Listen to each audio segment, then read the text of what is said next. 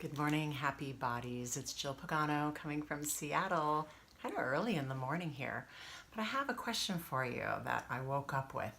And I'm wondering, how often do you wake up with a shame and blame hangover?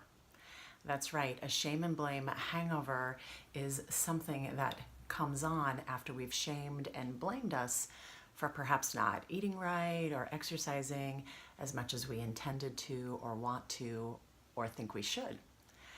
So let me put this into context for you. So last night I went to my son's baseball game, and it was senior night where we celebrate the seniors on the team. So it was a really festive night. There was like lots of music and lots of fans were there, and we did this big tailgate party, potluck, and I just was in a really festive mood. It had been a very busy day, and I had been going from one thing to the next thing.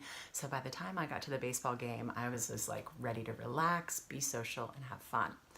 And I found that with that, I also ate food that is more celebratory, that I don't necessarily reach for if I'm trying to eat nutritionally. So I enjoyed this delicious cheeseburger. I had some red vines with my cheeseburger, yes, on the same plate.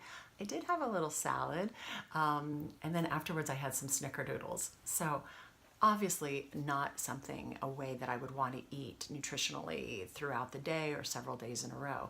But I will tell you that when I was celebrating and having such a good time, that today I woke up feeling like really happy. Like emotionally, I felt really good. I did notice that physically, I was a little less than optimal. But my point to this is I could have really shamed and blamed myself, and I have in the past, for food choices or whether I exercised or not. And that hangover of shaming and blaming myself can also do as much harm as not eating healthy. So what I ask you today is, do you motivate yourself? Do you motivate yourself through shame and blame, or are you willing to motivate yourself through self-compassion?